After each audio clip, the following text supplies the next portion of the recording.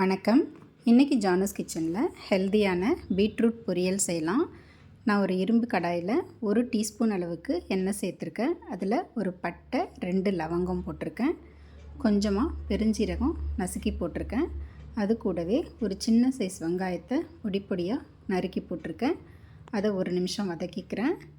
இப்போ இது கூட கொஞ்சம் கருவேப்பிலையும் சேர்த்துக்கிறேன். சேர்த்து கலந்து விட்டுட்டு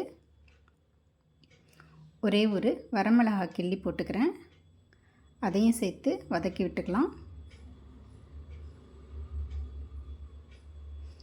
இந்த மாதிரி வதக்கின பிறகு இதில் பீட்ரூட்டு இந்த மாதிரி குட்டி குட்டியாக க்யூப் ஷேப்பில் கட் பண்ணி வச்சுருந்தேன். ஒரு 200 கிராம் அளவுக்கு இருக்கும்.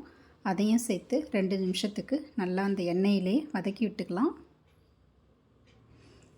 இப்போ இது கூட 2 சிட்டிகை மஞ்சள் தூள் சேர்த்துருக்கேன். சாம்பார் பொடி 1/2 டேபிள் ஸ்பூன் அளவு சேர்த்துருக்கேன். டேஸ்ட்டுக்கு தகுந்த மாதிரி உப்பு சேர்த்துக்கிறேன். இது எல்லாத்தையும் நல்லா கலந்து விட்டுக்கலாம். இந்த மாதிரி கலந்து விட்டுட்டு இதில் தண்ணி சேர்த்துக்கலாம். இந்த பீட்ரூட் கொஞ்சம் நிதானமாக தான் வேகும். இந்த பீட்ரூட் முழுகிற அளவுக்கு தண்ணி சேர்த்துக்கலாம்.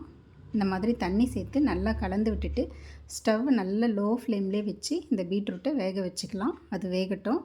அதுக்குள்ளே ஒரு மிக்ஸி ஜாரில் கொஞ்சமாக பெருஞ்சீரகம் சேர்த்துருக்கேன். 2 டேபிள் ஸ்பூனுக்கு பொட்டுக்கடலை சேர்த்துருக்கேன். இதை கோர்ஸாக இந்த மாதிரி அரைச்சி எடுத்துக்கலாம். இப்போ பீட்ரூட்டை ஓப்பன் பண்ணிக்கலாம். நல்லா வெந்துருச்சு.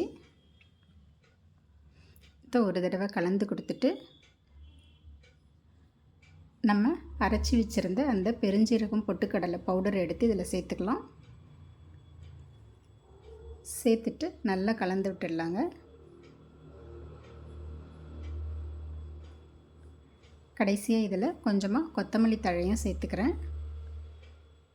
சேர்த்துட்டு நல்லா கலந்து விட்டுடுறேன். அவ்வளோதாங்க, ஒரு ஹெல்த்தியான பீட்ரூட் பொரியல் ரெடி ஆகிடுச்சு. ஹெச்பி லெவலை இன்க்ரீஸ் பண்ணுறதுக்கு இந்த பொரியல் ரொம்ப ஹெல்ப் பண்ணும். தேங்க்ஸ் ஃபார் வாட்சிங்.